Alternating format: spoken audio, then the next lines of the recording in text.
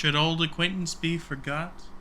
No, you're keeping it locked to the Sad Boys Book Club, a literary podcast that's surprisingly popular in Belgium. My name is Daniel, I'm Dusty. and we are doing our year-end, year-in review special Yeah, and for season 2. let me just end this year and start the new one, right? I don't think that picked up at all on the mic, but if it did, neat. It did not. I assume you cracked open a nice cold Coca-Cola. I did indeed. It's been sitting here for like 15 minutes waiting for me to open it. And I was like, I gotta do it right. That's the reason for the season, as it were. Yep. So, 2024. We only read 8 books this year, which is the same number of books we read in 2023. I was really hoping for 12, but my move and my laziness kind of derailed that. Well, it's all right. We got a good number of books read. We got some interesting ones, and we could take a look and see how we rank them. I don't know about you, Daniel, but I think 2024 was a better book year than 2023. I think we kind of honed into some new stuff. We made a little bit more care in choosing books. I think last time we're just going off the top of our heads, and so I don't know. It was a little bit of just a grab bag, a little bit random. So yeah, I do think we were a little bit more careful this time around, and I think it was a little bit better as a result. Yeah, we both put a lot of thought into our choices, and I feel like there's no better showing of that than February through June. Yeah, it was a nice solid run we had there. Yeah, no shade to Caliban's War or Mr. Mercedes, both of which were my choices. But it's a lot different when you're reading a book for entertainment rather than reading a book for its literary value and its message and its merit. Mm-hmm. Although I would argue that all of ours, they at least had a lot of just pure reading enjoyment aspect as well. Yeah, I think the worst rating I gave a book was an 8 out of 10. I might have given Name of the Rose a 7. I don't remember. I'd have to pull up my reading list. But that was personal enjoyment, not cultural or literary impact, which Name of the Rose would be better than a 7 in those regards. But I think, and with that in mind, I think the rankings that are intended here are based purely on moment-to-moment reading enjoyment in retrospect. Yes. I'm sure that there may be if we had done it closer to the time, there would be slightly different opinions, or maybe somewhat drastic. I don't know. Probably not. But I feel like if we were going for impact, then it would just be a bunch of S's and a couple of A's. Yeah. These are all excellent books, and they were all enjoyed. I just want to get that off the top. So if something ends up lower than you might think it should be, it's only relative to our enjoyment of these books, not relative to the entire literary canon. So all of these books are enjoyed. We're just kind of gonna break it down based on how much we enjoy talking about them. Yep. So, I guess let's begin with Caliban's War by James S.A. Corey, Book 2 of The Expanse. Starting the year off, in my opinion, very strong. I definitely like this one more than the previous book in the series. I did like this previous one in the series, but there were some quibbles I had with it. This one was a lot more straight ahead enjoyment, and as a result, I believe I felt that our conversations about it were a little better, and also I then signaled my willingness to continue the series, which, well, not necessarily in doubt. I mean, I think it was just an open question on how much we wanted to do this, but after we finished reading this one, I was like, yeah, let's go ahead and just do the next one. I'm still enjoying this. So overall, it was a good story. I liked some of the new characters. I thought it was kind of a fun sort of freshening on the political environment of the universe or galaxy, I suppose.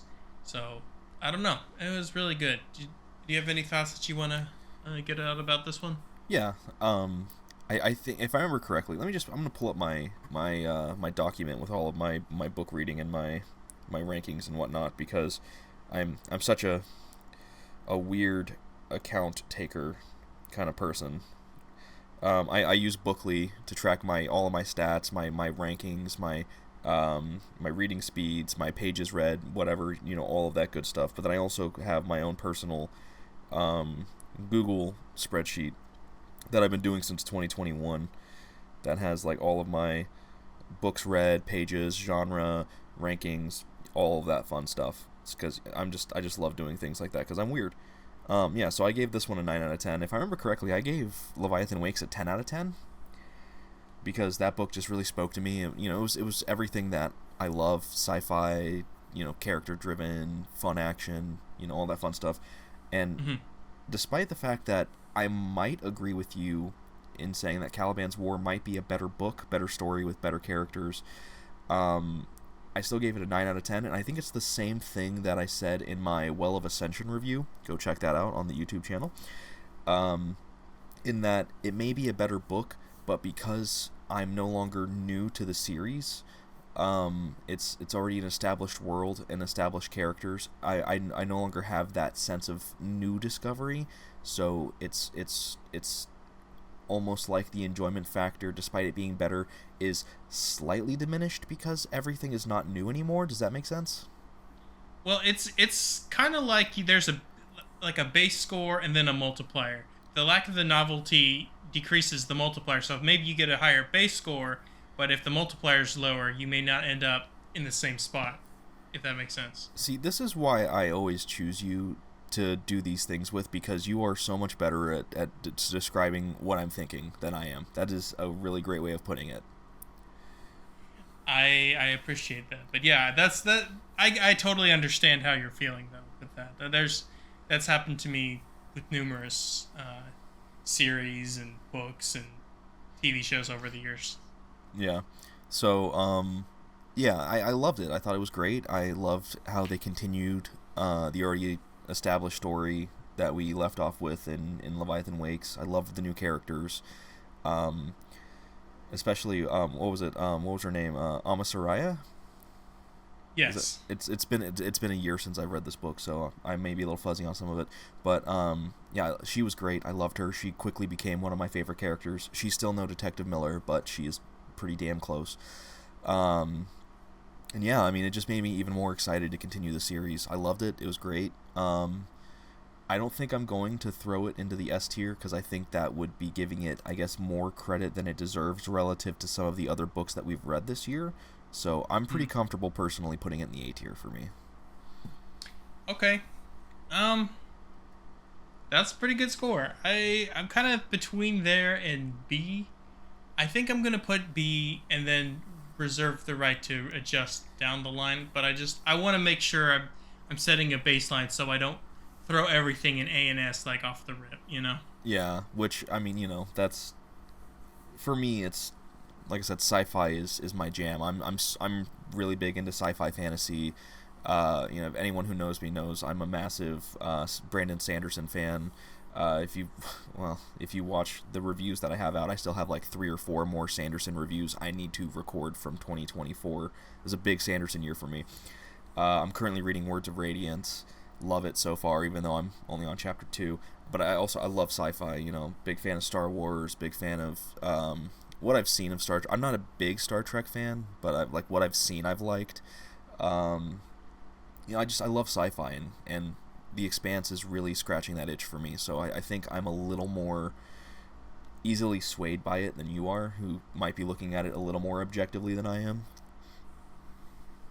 Maybe, and there's just things that just connect with us, and I think this really connects with you. So I would be curious at some point, maybe checking out the show as well. But I do like it, and I don't know, a B feels right here. At least to start. We might play with the order.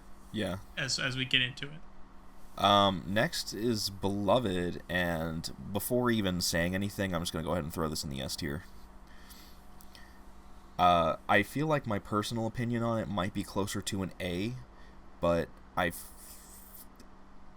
don't know. Like, if I wanted to be completely subjective, I might throw it into an A, but just the power of the story, of the writing, of the characters, and just letting it simmer, like, I don't feel like I'm wrong for bumping it up to an S. This book was just phenomenal.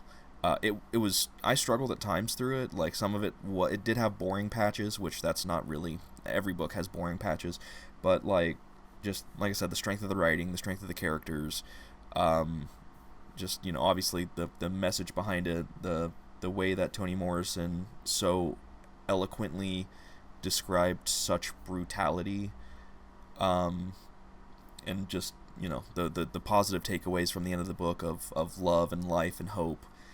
Just a phenomenal book. And like I said, at worst, my opinions on this is an A, but I feel like I do have to give it an S because it's just such a strong book that I cannot overlook its literary merits. I would also add, in terms of the strong close with the love, life, and hope stuff, it also, she manages to do that without it seeming like schmaltzy or over the top. No, it's super organic. It was pretty much perfect. It was, the closing is a little bit frenetic, and I remember I had to kind of pause, go back, read it, read a couple pages like twice just to really parse what happened at the end. Yeah, it is super abrupt. But at the same time, I did really like it, did really enjoy it. It was her writing as well as Baldwin's. They were one of the writers that... Okay, there's writers that write, and you can see their work, and you're like, yeah, I could do that. Derogatory. Like, you could do that. You mean that, like, literally anybody could do that. They just kind of... It feels kind of like they lucked into what they do. And then there's writers that are like, yeah, I could do that. And it's kind of like aspirational. It's like, I see the path to, like, getting my prose to that level. And I say this as a sometimes writer, and that's someone like a King, I guess. Someone who's like very obviously very talented, incredibly talented, but like you can justifiably imagine maybe getting to that level if you were to really hone your craft and work on it and all that. And then there's writers like Toni Morrison and James Baldwin that's just like, they are just so powerful and so singular that you just look at it and you're like, wow, they stand on their own. They're just unparalleled talents. And so I'm gonna go ahead and join you in the S tier there. And yeah, that was a phenomenal book. What the thing about it is everything feels earned. Like the scenes of like despair and the difficult scenes, they don't feel cheap or exploitative. The scenes of hope and joy, they don't feel schmaltzy. It's just a masterwork of tone. Just not enough good things to say about Toni Morrison's beloved. Mary Shelley's Frankenstein is next. An excellent book.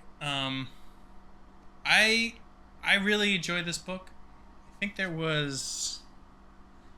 aspects of it that that seemed a little bit of its time. It wasn't like thoroughly dated, but it did feel very much like you're reading the first sci-fi novel from the 1800s. That's not to say that it's bad by any means. I really quite enjoyed it. But it definitely, and there's something to be said also about how important it was in terms of the origination of both modern and contemporary horror and modern and contemporary sci-fi. It's very interesting that we can trace their origins back to the same work here. And the writing is very, I don't want to say antiquated, because I mean it's only the 1800s. Anybody should still be able to read this, but if you struggle with that, you might not make contact with the real heart of this book, and it's still a very powerful and palpable message, possibly even more so in some ways today, with the potential advents of the advancing technologies and other such things, and the idea of having of the responsible use of technologies, and who knows in the future with the potential, you know who knows how far into the future this will remain relevant, probably at least until if there's ever a creation of a sentient intelligence, by humans, whether that's through some sort of what would now be unforeseeable biological engineering or unforeseeable technological creation, a true AI, if you will. So I don't know, just a lot of interesting thoughts here, a lot of well written characters, a very emotional and palpable story. Um, I think I'm gonna go ahead and put this one in the A tier. This one, this is, and also I should point out that this is a teenager, who it was. I think she was 19 when she wrote this, Mary Shelley, and it was her first novel. So to do all of this, as a 19-year-old is truly incredibly impressive. Very, very excellent book. I think I'm gonna put it in A. I think that's fair. Yeah, I mean, you know what? It's one of those books where it's like, what can you say that hasn't been said about it before? Frankenstein is just a legendary novel. It's the original sci-fi novel, and it's remarkable how timeless it is. Like, yeah, some of the language can be a struggle sometimes, I guess, because that's just not how we talk anymore, and some of the, I guess, words are difficult for people nowadays, but I mean, connotation, context clues, you can get through it. It's not that big of a deal. I know that's one of the common complaints is, oh, the language is so hard, but I honestly don't feel like it is. But yeah, I mean, it's, like I said, what can you say that hasn't been said before? It's a remarkable story.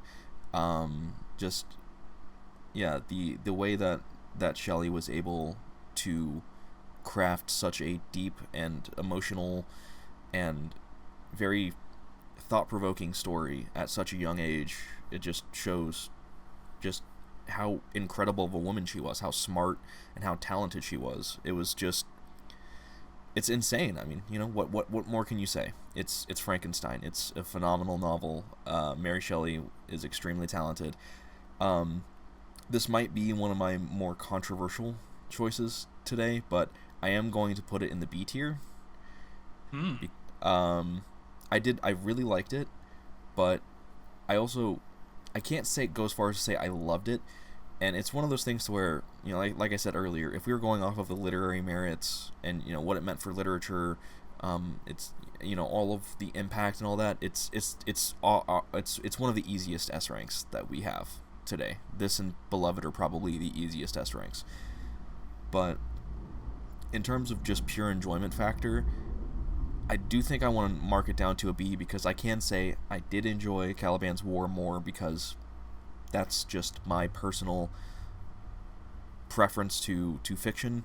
And there are a couple of, I don't want to say that Frankenstein's a perfect story. I think it's more than, it tells its story well, and its messages are very well established and executed. But I'd be lying if I said I didn't feel like some parts were a bit of a slog. Like the traveling with was it Henry, when they're going through and he's trying to forget about the monster, and like, for me, I was way more invested in the monster story than I was Victor's. So, like, anytime Victor was doing something that didn't directly involve the monster, it wasn't bad, but I just didn't feel as invested, because for me it was like, this is just, I don't want to say filler, but it's just kind of fluff that's in between what the actual story is. And it's important, and it's great for building Victor's character, his motivations, and really showing you what kind of person he truly is. And it's important to the message of who truly is the monster that the book posits. But at the same time, I can say I didn't enjoy those sections as much, so it does hurt my enjoyment factor a little bit. So I am only putting it in a B, which I would still argue is not a bad rank. B is not. No, these are bad. only relative to each other, and these are all. I think I can speak for both of us here and say that we enjoyed all of these books. Yeah. So it's just relative to each other. It's not necessarily reflective of their place in all of literature. So. Yeah, and it's like I said earlier. If we were going off of just its merit, then we would just have nothing but S's and A's right now. I think I rank it a little bit higher, because I think that I don't want this to sound like a negative thing, but I think the literary aspect to it, maybe I weighted a little more than you do. Yeah, probably. So I think I move it up a little bit. I hope that doesn't come off in a negative. I truly don't mean it that way. No, it's you're just, good. It's but that's. I think A is fair. I think I could see B. I think there's a sound argument for B. I'll put it this way: I'm not one for like half rankings or half measures or anything like that. I just it's either an A or a B. But like if we were to have that conceit, it would be like a B plus, to where it's like I feel like just one minor change in my enjoyment would push it over to an A. Yeah, I think that's fair. All right, as long as the lemon trees grow, this book was tough. It was great. I loved it. I think this might not be. No, yeah, I might have to. Is this or Heat 2 the most recent book we covered this year? Heat 2 is 2022. I think As Long as the Lemon Trees Grow is also 2022, wasn't it? It was either 22 or 23, but either way, it's one of the two very modern books that we covered this year, and I guess 3 technically. Mr. Mercedes is only 10 years old, though I don't know if you would call that modern or not at this point. But yeah, man. So Heat 2 came out in August of 2022, and As Long as the Lemon Trees Grow came out in September of 2022. So it is the newest book that's come out in this list of books. Okay. So not by a huge amount, but all the same, like it's for it to be. Well, I don't think when it comes out really has much to do with anything, but I feel like it's a testament to the quality that Zulfa Kato has as an author, as a storyteller, that I can really comfortably, at least in my personal rankings, put her alongside some of these very big stories. Like, literary impact may not be as heavy as something like Beloved or Frankenstein or Giovanni's Room, but it's still telling a very real story about a real thing that happened that affected thousands, if not hundreds of thousands, if not millions of people. It was this might have been fictional characters, but this is a story that was told from a real historical place that happened not that long ago. I don't remember when. It was like 2019 or 2020 or something like that. No, it was like 2012 through You're right. 2014, that kind of era.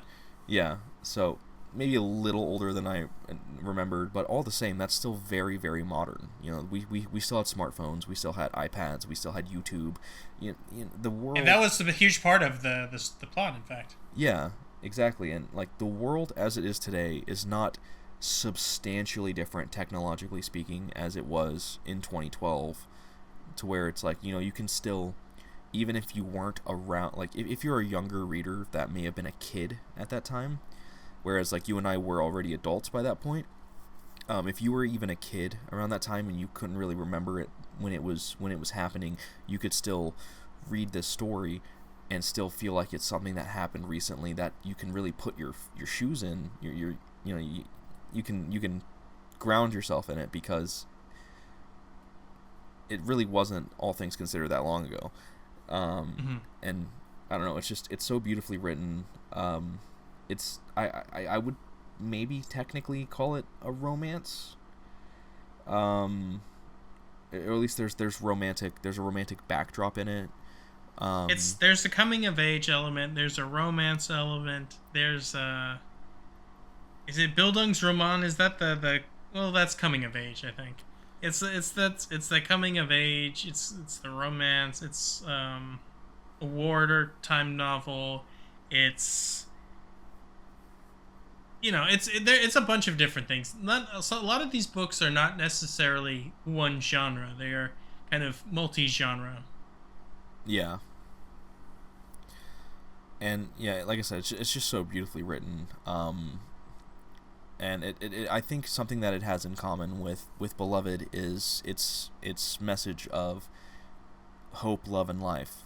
That even in the worst of situations, oppression, or war, that there are still good people, there is still happiness to be found, and that life can still be lived, even if it's, amongst all of this adversity. It's both of these books, I think, are good testaments to the enduring human spirit. So what you're saying is love can bloom on the battlefield. Yes, I am. I am indeed. Can bloom anytime, any place. Yeah, well, they do. A wise woman once said, "Love is a battlefield." That's true, and all is fair in love and war. And with that in mind, I think it's an A-B fringer for me. Not to take anything away from it. I think it is an excellent book. I think it's excellently written.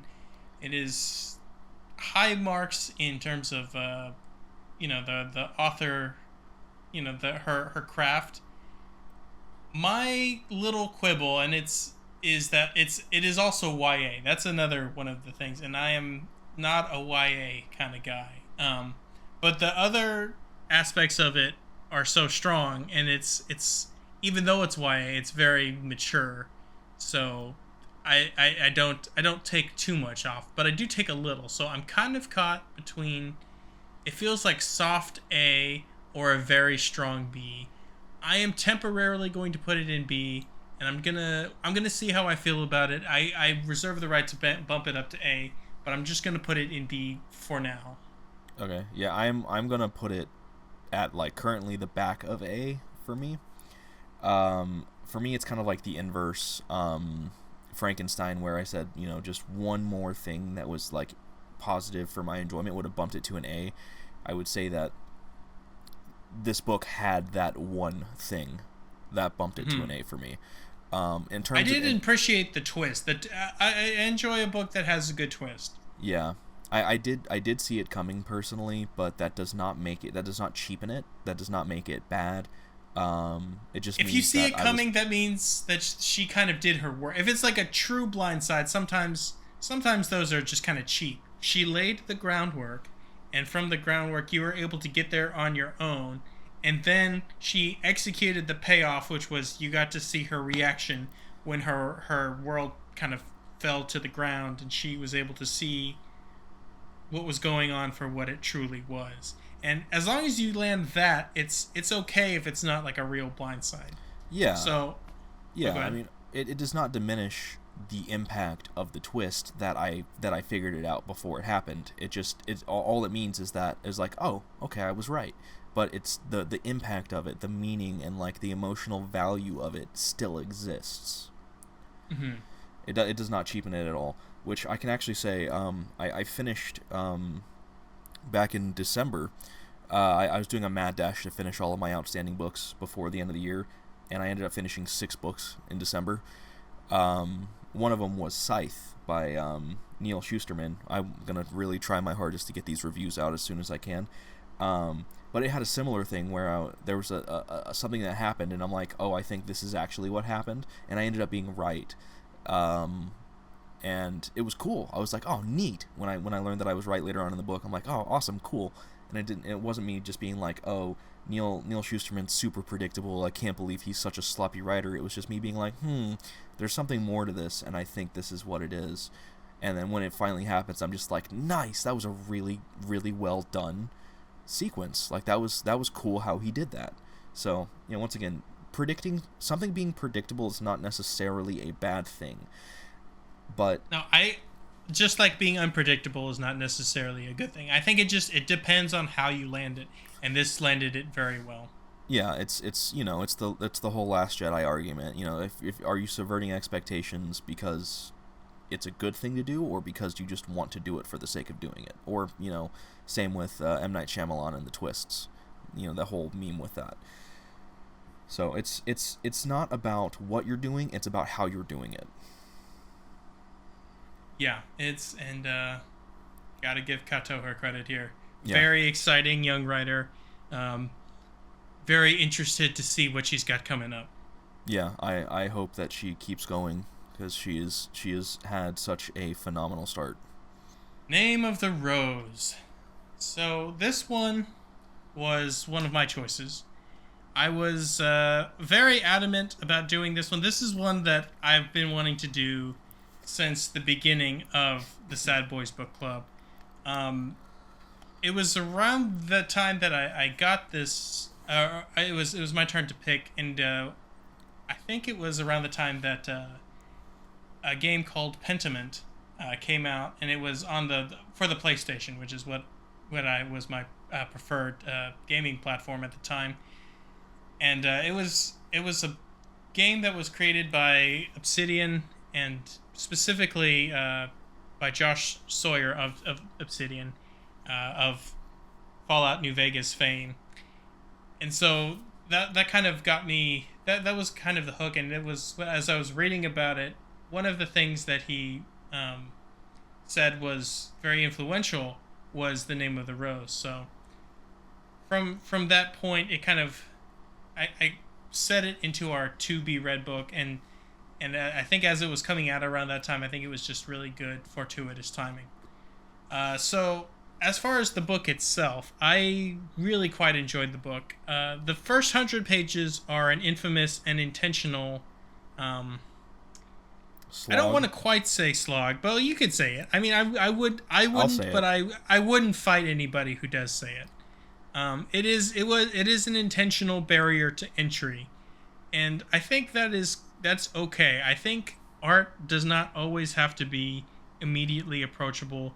Art does not have to be, it doesn't have to dumb itself down. It doesn't have to always be super pleasant. I think art should be art, and some things are going to be more challenging than others. In some ways, this was our most challenging book, because there were sections where there was, untranslated, mostly Latin, but other languages too, and in some of that, and some of the things in the book, it does kind of expect at least a baseline level familiarity with medieval Europe, and a little bit of the church, or of the Catholic Church rather, and I think since I did have that baseline familiarity, I was able to get in and kind of plug in pretty quickly. I could see other people struggling a little bit. As far as the story goes, I think it was not exactly what I was expecting. There was a lot about, there was the mystery, but it does feel like the mystery works as like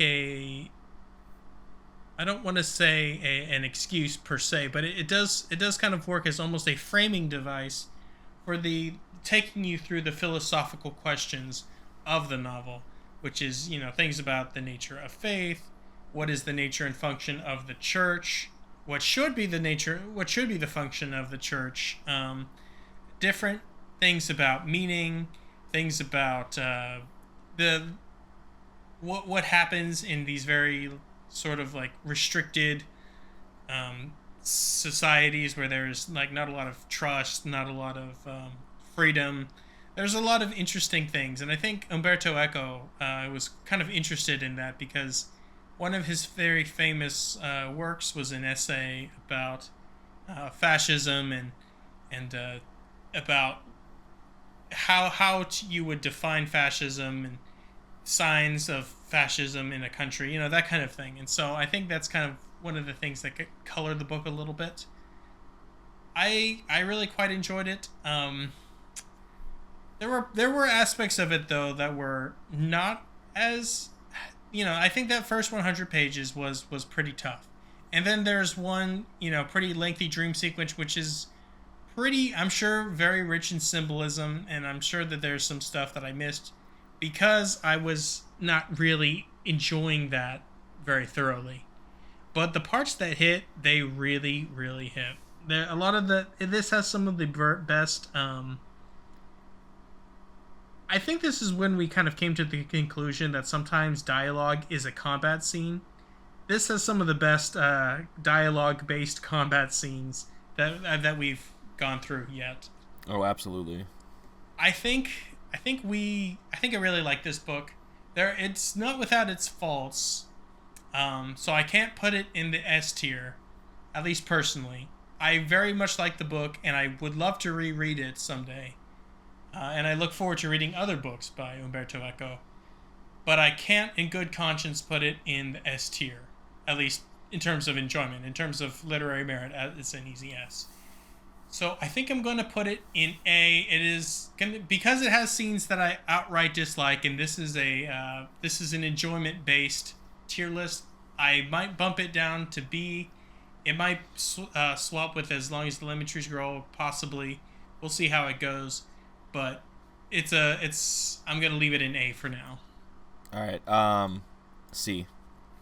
All right, moving on. Giovanni's right. I'm not gonna fight you on that. There were moments when we were texting, or talking about the book in between, and there were some texts that I got that made me question, like, we might need to scrap this one and do something else. This book is not one for everybody. This is a book that is at times intentionally obtuse. It is a book that very much regards itself. Which, I'm sure some people would say it is pretentious. I would not, but I understand how people could get there. I totally understand and can accept that C placement. I wouldn't mind hearing some of your thoughts about it, but if you want to just move on, I'm good with that too. No, I was kidding. I'm not kidding about the C though. This book was rough, if I'm being, completely blunt about it. I agree with you with this is an absolute S on the literary merit. Like I said, so many of these books would just be an A or an S. But this book was rough. I mean, you said the opening 100 pages or so was rough. The dream sequence was rough. The history lessons were rough. What's-his-face, the stupid idiot blind guy that just droned on and on and on and on about how Jesus never farted is rough. Like, it's just, there's so much that, at least for me personally, is just such a drag that I could never put this above a B for me. That's the thing. If you are interested in like philosophical and theological arguments, then you might have more enjoyment. But if you're into the hook story, the mystery, the frame story, those sequences are not going to hit for you very much. Yeah, like for me, the mystery, the main plot of the book is a straight A. Loved it. It was fantastic. The characters, fantastic. Loved it. Even the characters I didn't like were well written to where I know I didn't like them because Eco did not want me to like them. And I'm like, this is just very, very well written. It's good. Like, it really is objectively good. But it's just those parts that dragged for me. I mean, I'm not one for skimming. I've seen, there's some people online that are like, oh yeah, I just skim books. I just don't, I just try and get to the next part. I've seen opinions of people on that will like skip entire character perspectives in multiple characters perspective books, and that baffles me. It blows my mind that someone would do that, because you're missing a huge amount of the plot for that. So I try not to, but like my eyes glazed over so many times in this book. I was just like, what are we getting at here? What's the point? What am I reading? And it was hard at times. And yeah, like you said, there were times where we were both like, I think it was more me than you, just being like, is this worth continuing? But I did not want to give up on it because it was your choice. It was a book that you were excited for, and I'm like, I'm gonna just stick it out because the main plot, the main characters are so interesting and so fun to be around that it's surely it's gonna be worth sticking through these parts that I just genuinely do not enjoy.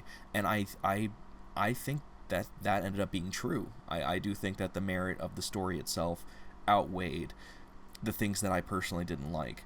So I still like, this is once again, I don't like doing, half measures or whatever, but I would say this is like as high of a C as it could be before being a B, once again, kind of like Frankenstein, because that main story and those characters, I've honestly forgotten their names, unfortunately, but like the main two are just so wonderfully written that it's just a damn good book, despite my personal flaws. The Abbot too, and some of the other characters are just extremely well written, and the villains are just written in such a way that you hate them so much, and yeah, it's just but in a fun way. It's not like a boring bad character. It's like a you love to hate kind of situation. So exactly. I don't know. And I want to say that I really want to specify these as my flaws with the book, not the flaws with the book, because this is just my personal flaws that hindered my enjoyment of it. Like I'm sure there are plenty of people that they ate up every single page of this book and they're like, this is a masterpiece, this is the greatest book ever written, and they are just as correct as I am, despite our remarkably differing opinion, because I would never go as far as to call the parts that I thought were a slog objectively bad. They were very well written, but just not for me. That's just the honest truth of it. Yeah.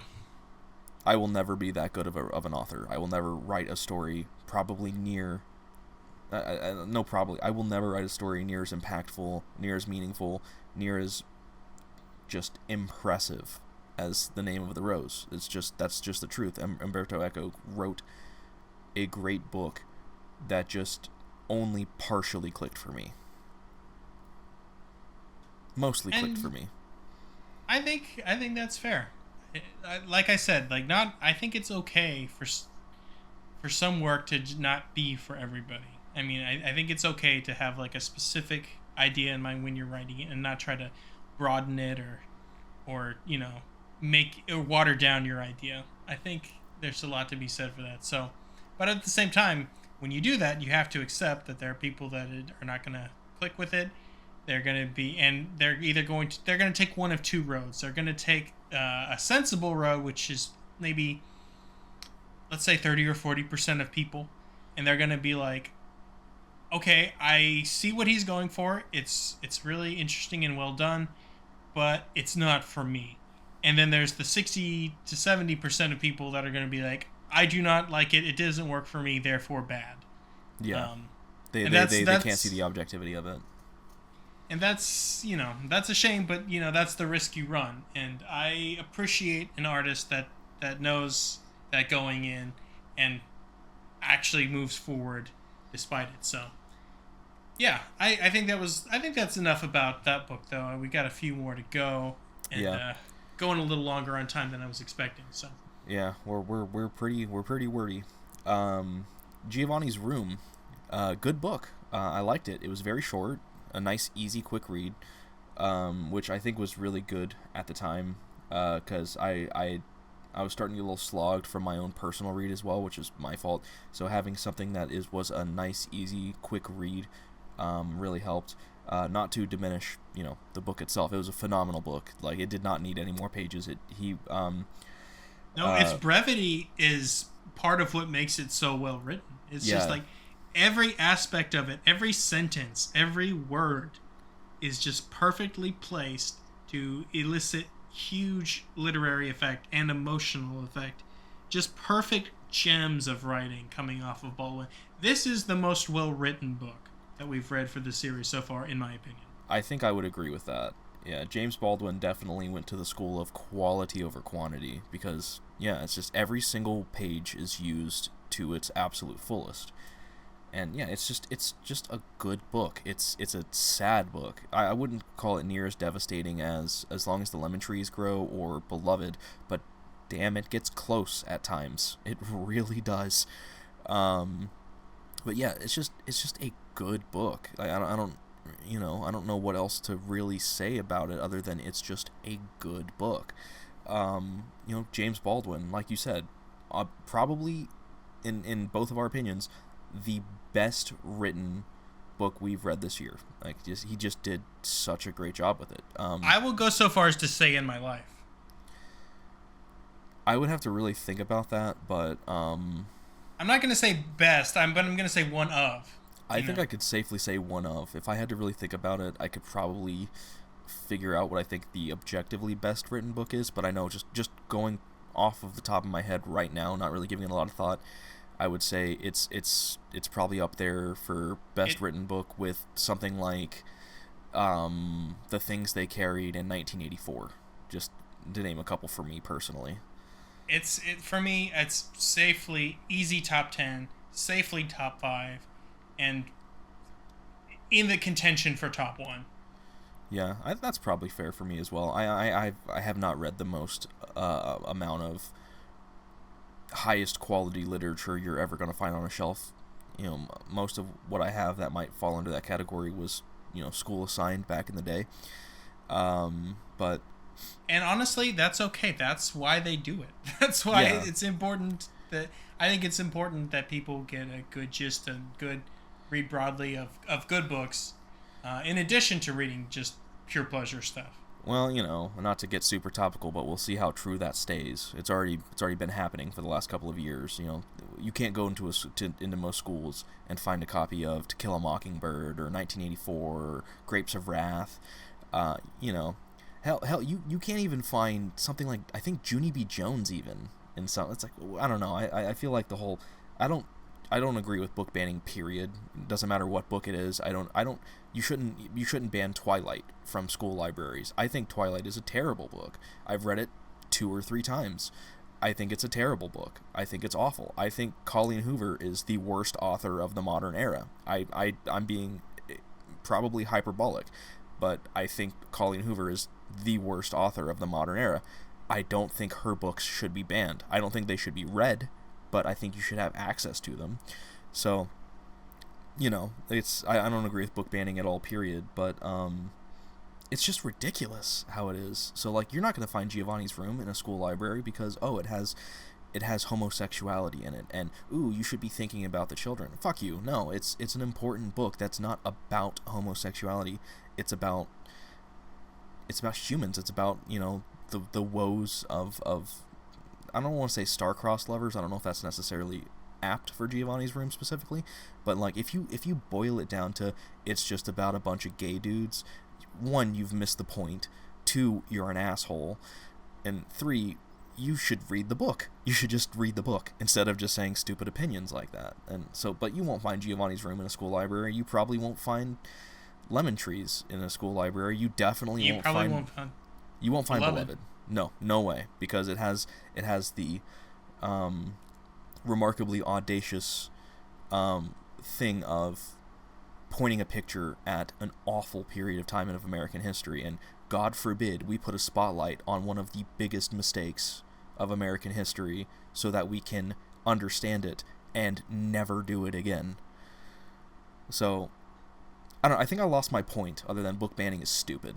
But, like, you and I, we had the luxury of, when we were growing up, when we were in school, we didn't have... I think some books were banned. Obviously, there were some things like... I do remember... I don't think there was much. I mean, I remember you and I went to the same school. I saw Mein Kampf in the school library.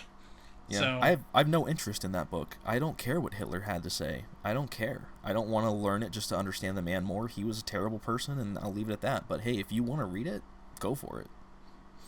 That's my personal choice. well, I would say also though, to disagree with you somewhat, I do think the aspect of the point of view characters, I think we can safely say bisexuality, but leaning towards gay. I At least from my understanding.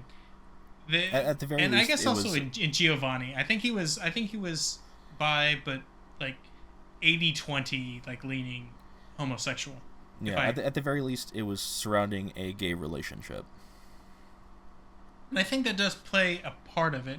That kind of plays a part of the how their relationship falls apart, right? Because of the even though it takes place in France, which was somewhat more permissive of it at the time relative to the American world, or the American how it was viewed and accepted in America. I think it was that internal baggage that both of them, but particularly um, the particularly the main character came in with, that kind of led to the dissolution of the relationship, and it's kind of why he will never truly be happy, because he can't really be himself, and he can never be himself because of the context in which he lives, and I think that's part of the great tragedy of it. And so I think that is a huge part of it, but at the same time, I do agree with you. It is, but it is also very human portrayal, and I think it is in a remarkable way.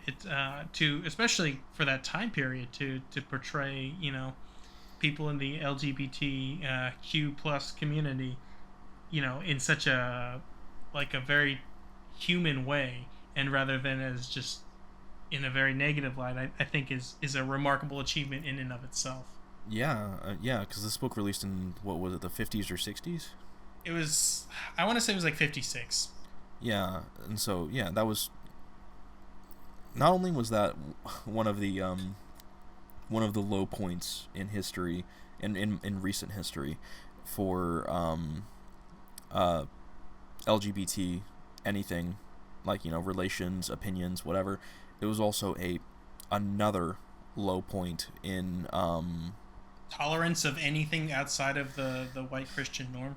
yeah, it's just, yeah, that was a time in, at least in America. I don't know too much about cultural history of European countries in the 1950s, but yeah, that was just not a good time in America if you were, like you said, anything other than a white Christian. And for James Baldwin to be that raw, that honest, and that real is just, I don't know, it makes it even more incredible. Like, what an incredible man, just to do that, to put all of that out there. And yeah, the characters in the book are white, but that's not the point. That's not what you're supposed to take away from that. I know that was, like, apparently some criticism that he got at the time, but if that's what you're taking away from it, you're not looking at it the right way. And it's just such an incredible achievement from James Baldwin. And it's, like other books that older books that we've covered, it really stands the test of time. Like, it's a very, I had zero difficulties reading it. It was, anyone can pick it up and read it and still feel the impact of it. It's just such a remarkable achievement in literature. And I don't know how well it did, all things considered, because it's way before my time, but I would like to hope that it did massive things in pushing forward acceptance of the LGBT community, because it like you said, it humanized them, which is, it shouldn't need to be done, but history's shown that it needs to constantly be reminded. And it's like, love is love at the end of the day, and some people would rather be unhappy than accept who they are, and some people would rather people be unhappy than accept who that person is. And it's just, I don't know, man, it's a fucking tragedy. Yeah. And I just want to throw to close out here. James Baldwin was himself a gay man, and a black man. So it's pretty incredible, like how he was able to, with all of those prevailing headwinds. Just the and you can see it in his work. Just the raw talent just overpowers the just the outrageous amounts of prejudice that was already heaped in his way. It's truly an accomplishment. I feel like an IGN writer right now because I'm sitting here talking about how incredible this book is, how incredible James Baldwin was, like all of these things, and then I'm sitting here. I'm gonna be like, all right, top of the B tier. Well, this is if this was also a pretty painful book to read. I'm not gonna lie. It's not gonna be. It's a tough read. It can be at times. It can be very difficult. It can be very thorny. There's a lot of emotionally fraught situations, and you just come away with it devastated. So it's going to suffer from that somewhat on an enjoyment-based tier list. So I can kind of get that. I am going to put it at the top of A. For now, we'll see how it shakes out ultimately. Yeah, let me be perfectly clear. Objectively speaking, I think the only book I would put ahead of Giovanni's Room is Beloved. Just being purely objective. But enjoyment, I think I would put it. Yeah. I would put it number one in terms of writing, in terms of literary merit. If it were me, but the argument for Beloved is certainly there. Yeah, well, like I said, I do agree that I think this was the best written book that we covered this year. I really personally feel like I just very slightly would give Beloved the edge on like literary impact personally. It's a coin flip. It's pretty close. Yeah, it's hard to be objective. Period. Like even with my attempts at objectivity, there is subjectivity. So while my personal enjoyment is top of the B tier, which once again is by no means a bad ranking. That's like as close to a 9 out of 10 as you can get for me. Yeah, it's just, Giovanni kind of sucked. He wasn't a good person. Yeah, I mean, that's another part of the tragedy. Is like, it was kind of a toxic relationship, especially towards the end. Yeah, go read Giovanni's Room. Doesn't have to be June. Go read it. Read it whenever. It's a great book. Go read all of these books. Well, start with Leviathan Wakes if you haven't read that first. Then read Caliban's War. But, go read all of these books. Go watch the movie Heat before you read the book Heat 2. Don't just jump straight into these without having watched the prior material. Read all of these books. Every single book we've covered. You might say except for maybe Annihilation, or Neuromancer. But I think it's worth reading. I think those are books that are very important to their genres and important to like contemporary sci-fi, in the case of Annihilation, and important to your understanding of cyberpunk as a genre in reading Neuromancer. Even if I didn't enjoy those books as much as I really, really, really wanted to. Yeah, that's more of like a final thought. But yeah, go read Giovanni's Room. Phenomenal book, phenomenal writing, phenomenal author. All right, next up we've got Stephen King's Mr. Mercedes. This one was a little bit of a palate cleanser because we had been cranking through some very difficult, very highbrow, very oftentimes very emotionally fraught books. So we went with something from really the king of commercial fiction, and I don't mean that in a bad way. Because he also has a lot of stuff that I think has a lot more literary merit than he gets credit for, and I hope that history kind of corrects that. But this one I would not put in like the upper tier of King. Not bad by any means, but I didn't really enjoy it as much as I enjoyed other King books. Although he's kind of going a little bit against type here. King, as I'm sure you all know, is typically understood as a horror author, and this is sort of like came out in 2000 and 2010, and it was I think it was 2014. 2014 took place in 2009 and 2010, and so it was an attempt at a sort of contemporary noir. There were aspects of it that didn't really come off, and none of the characters like really grabbed me. I think each one had significant flaws. It's not necessarily the best written King book, and there are Kingisms that were not great. That's not to say I don't like King. I think I established that this is a firmly pro King podcast, but I would put this in the bottom half of his work. I'm going to put it for now bottom of B because I did enjoy it. I'm not saying that I didn't enjoy it, but it was not quite as strong as I would have hoped. I think that's fair. I've read, I don't want to say a fair amount of King, because he has like 64 published novels or something like that. I thought he was in the 70s by now. Well, if you include like all of his published works, it's probably closer to 100. I think just like just published novels, I think it's somewhere in the 60s. I could be wrong, but I've read some, which for other authors would be a sizable amount, but I think for Stephen King, like I said, it's just scratching the surface. I read a lot of King last year too, an insane amount. It was like 5 or 6 books.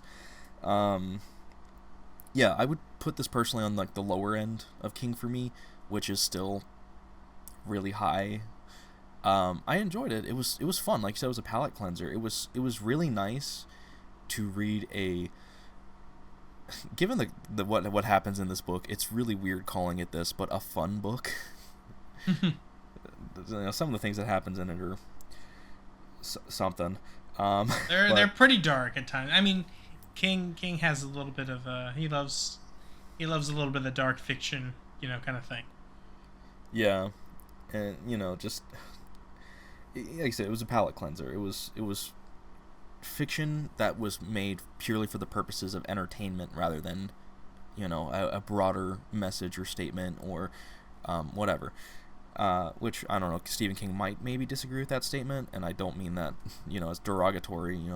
Sometimes entertainment is just that, but yeah, it was fun. I had such a great time reading it. I was looking forward to reading it every time. Fun characters. I really want to read the rest of this trilogy.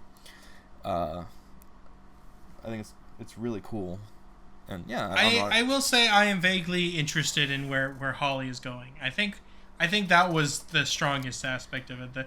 The Jerome stuff. The more I think about it, the less I like it. To be perfectly honest with you. Yeah.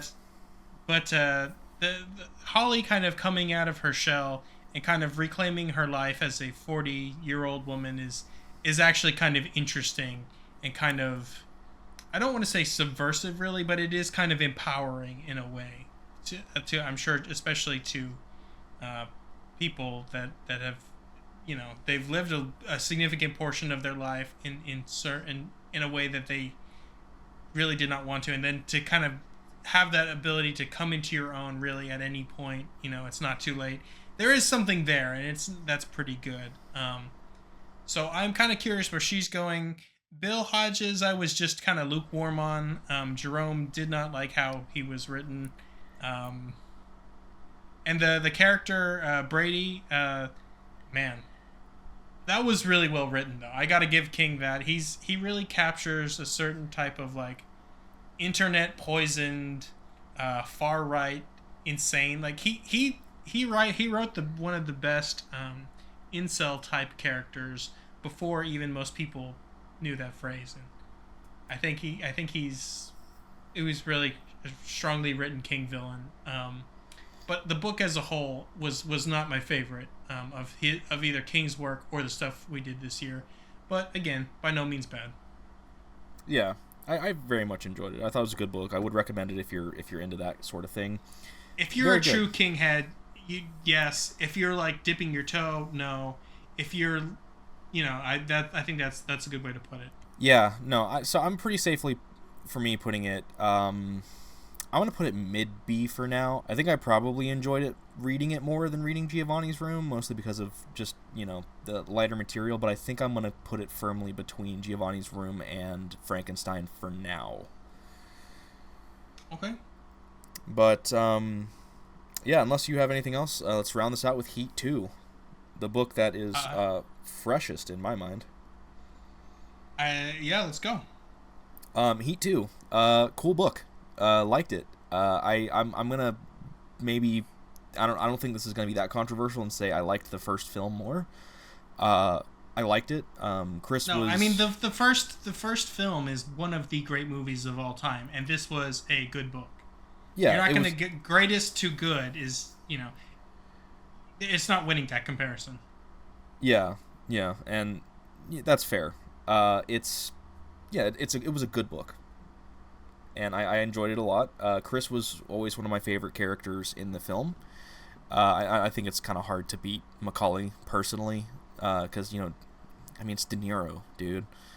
Like, and we got more of all of it. We got more of Vincent Hanna, and it feels like Vincent Hanna. I had no issues picturing Pacino the whole time. It felt so in character. Macaulay felt so in character, even though it was all flashbacks. And it felt like such a natural, like, before that led to what was eventually him in the film. Chris was still Chris. Well, I will say that this is some great character growth for Chris, because he went from being kind of like just like the cool California surfer, like tough guy, into a much more interesting and multifaceted character. For some reason goes into debt by betting on the Chargers over the 49ers in the Super Bowl. Are you fucking stupid? And you know what? They kind of worked with that. He wasn't always the smartest, but he got better. Yeah. I mean, I'm looking forward to the film. It was a good book. I don't really know how else to put it. It was a good book. I think the book was good. I am certain the film will be better. And I say this as someone who thought the book was good. Yeah, because a lot of it was written. Go ahead. I think it's probably what you were about to say. A lot of it was written with film in mind. It almost feels like an adapted screenplay. Exactly. That's exactly what I was going to say. Yeah. And it is a first book by Michael Mann, who, he's mostly written screenplays and that kind of thing, over the course of his life. At least to my knowledge, I'm pretty sure this is his first foray into the world of literature. So, I mean, he's like obviously a master of his craft, and he's a great artist, so that it still is strong. But you could tell while you're reading it, like you can almost feel, especially at the beginning, where it almost reads exactly like a script more than a book. Just like imagine if they messed up the formatting of a script and then they kind of just like, let's just kind of make it into a book. And that's at least how the first couple chapters felt to me anyway. Yeah. Gardner, I think she did a good job. I would imagine she was she was a huge help in kind of forming it into a book. So and I imagine she had a lot to do with the characters like Alisa and Anna, to kind of give them they really shined in this book. And I think if there is any criticism that I think you could make of Heat, is that some of the female characters are not as strongly written as they probably should be. I think Heat 2, especially with Meg Gardner's input, I think she really fleshes them out. And also Gabriella. Gabriella is also a great character, even though her I don't want to say screen time yet, but page time is really closer towards the third act. She's still a very well written and very you see she's very well formed character. Yeah, I would say like maybe some criticism towards the female characters. I don't think this book passes the Bechdel test. No, but I mean, I also don't. I understand it is also a male-dominated world, but I just think that the female characters are a lot better done in this book. I don't think there's a single instance of two women talking to each other in this book outside of Gabriella and her roommate. The one scene with them, it might have been 2, and then her talking to her mother as well. Like, there just weren't a lot of female characters in this. But yeah, I mean, I would also argue that Charlene was one of the weakest parts of the movie. Personally, like, she's not really a character. Yeah, she's just mostly there for establishing Chris's character, and she's not really a presence in the book either, which is, shocker. I know.